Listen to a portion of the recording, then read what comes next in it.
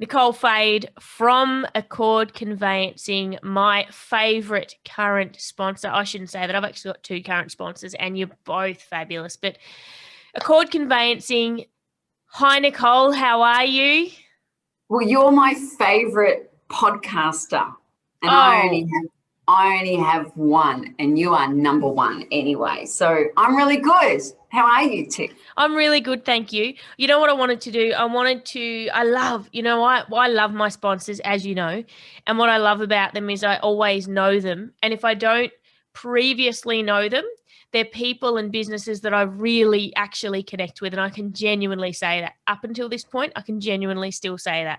And I feel like, and I hope that it comes through to my listeners, I feel like when I get to talk about you guys at the start of an episode, it's genuine and I'm excited and I feel like I hope that comes across to my listeners. But I thought, wouldn't it be great to actually introduce the people behind the business? You know, it's all well and good to be saying, hey, Nicole Faid from Accord Conveyancing, but I was like, I'd love them to put a face to the name. So here it is. Yay, drum roll. Boom. I want to ask you 5 quick questions. I want to ask you first. So Accord They might be quick questions. It's the answer that might take a bloody long time. Buckle up, everybody. Buckle up.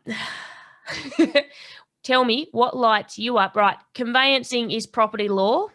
Everyone watching this right now knows that because I've been banging on about it for the last 8 weeks. Property law. If you're buying a property, you're going to see Nicole Faid. I'm sure your phone has been ringing hot.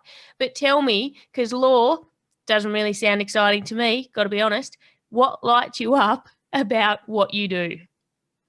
It's certainly not reading 2,000 or 3,000 pages of contracts every week that I do, but what lights me up is genuinely the experience that the clients have, like their journey. It's such an exciting thing, hugely stressful when you buy, sell real estate, when you're trading up, or downsizing, whatever your story is, or you're buying your first investment.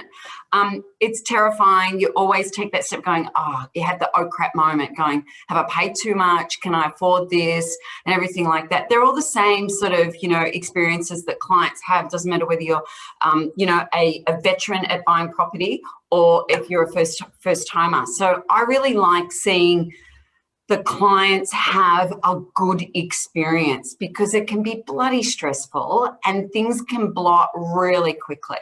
So I like it when my team can give them the call on the day of settlement and go, congratulations, you are now the brand new owner of a home, along with your bank, of course, but I love it. And you got such a big personality. What I love about businesses like yours is, well, when I'm going into something like that, it's all the stuff I hate. And then you get someone with a big personality like you looking after all the shit stuff. And it turns the shit stuff into the great stuff. Yeah. Well, another man's shit treasure is trash is someone else's treasure. I stuff that up. Yeah, royally. That's all right, as long as you don't stuff up your job. All right. Tell me now, why did you want to connect with Roll with the Punches podcast listeners to share what you do? One word, you.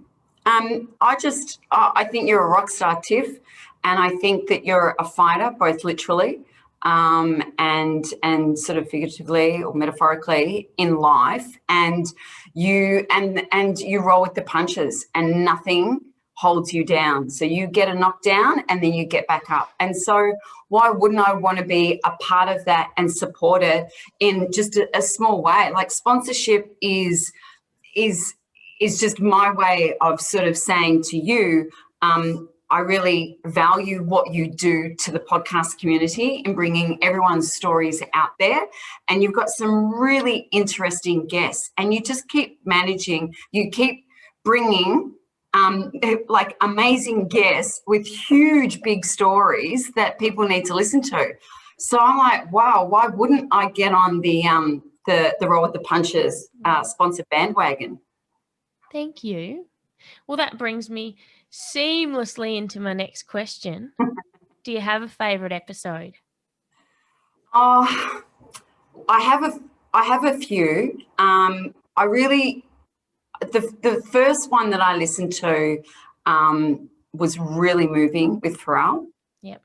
And I think that that's sort of something that none of us can really relate to. And you managed to get that story out of him and bring it into kind of like a world that none of us would otherwise have sort of too much to do with. But to go through such a life-changing event with your gender, I mean, there's nothing more identifiable. Like you're born with a gender, you're born as a person, and then you grow into that skin and you want to be someone else. But that period of growing into someone else, there would be so much judgment, so much like people judge what they don't understand, and they you know, and they can sort of attack or get really defensive of those things. It's like, oh, that's too freaky, I don't understand it, so therefore I'm just going to hate on you or whatever. And I love that he's been able to just rise above it, you know, and rise up out of it, and like a real phoenix. So yeah, that was probably I mean, there's so many, 100 and how many, 180 or something now. Yeah, I don't know what number I've got up. I think 173, but I'm almost hitting 180. It's, you know, it's funny. I was thinking 5 minutes ago, I was still sitting in the back of my mind to plan a special episode for episode 100. And it's still sitting in the back of my mind, like, oh, you should think of something for episode 100.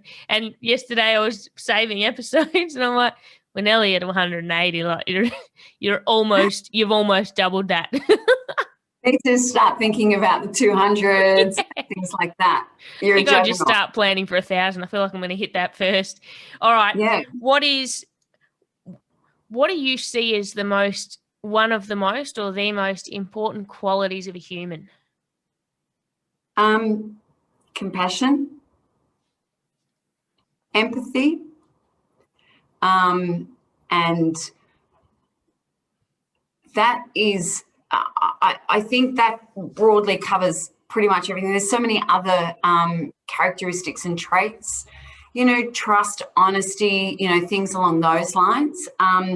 But I think if you can hold compassion and not sort of trade in or out of it like it's inherently part of you, I think that's an amazing quality, because it's really easy to forget about your compassion when you're in the throes of something that's uncomfortable in work life, in personal life, or whatever it is, and you've got to try and step into someone else's shoes. So some days we might get a shitty client situation, you know, and they're just being a real dick with us on the phone or in their emails or whatever, and we can be easy targets.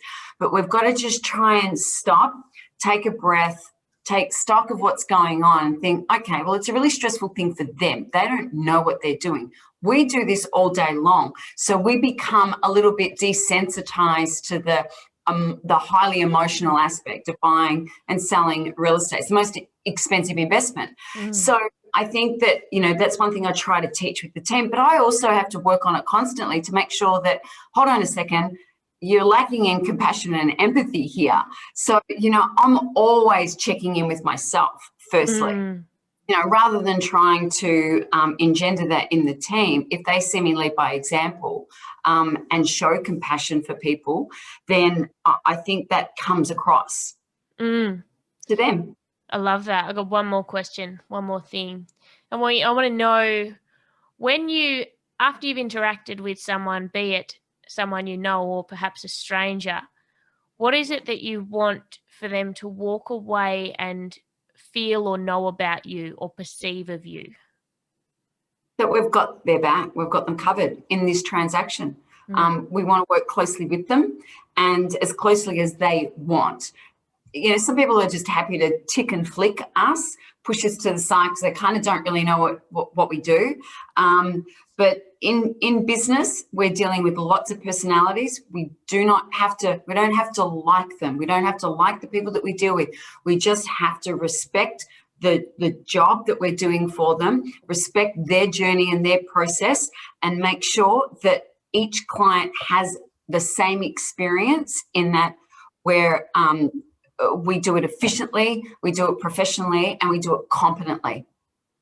I love it. I said that was the last one, but I also want to know, because I know that you've got a lot of these. You always Yes. come up with Give great me more. ones. Tell me your favorite quote. Queen of the quotes. Oh my God. Oh, I heard one the other day. I mean, I have so many, and now you get me to think about it without like, okay. Uh, oh, it's okay. No, it's not my favorite quote, but okay, I've got a few. All right, so the first one is if you think you can or you think you can't, either way, you're right. Yes. The first one. Yes. The second one is from Jackie Chan, which I love. And he doesn't start counting his push-ups or something like that until he hits 100. Or it was something like, maybe I've stuffed that up, but it was anything, he doesn't start counting his push-ups until they start to hurt. Or something yes. Yeah. Till they hurt. Until they hurt. And then, look, a bit more notice on this one, Tiff. You should have given me a bit more notice. I should have come prepared. Well, we go every fortnight. Every fortnight we hear a new quote together. Yeah, I know.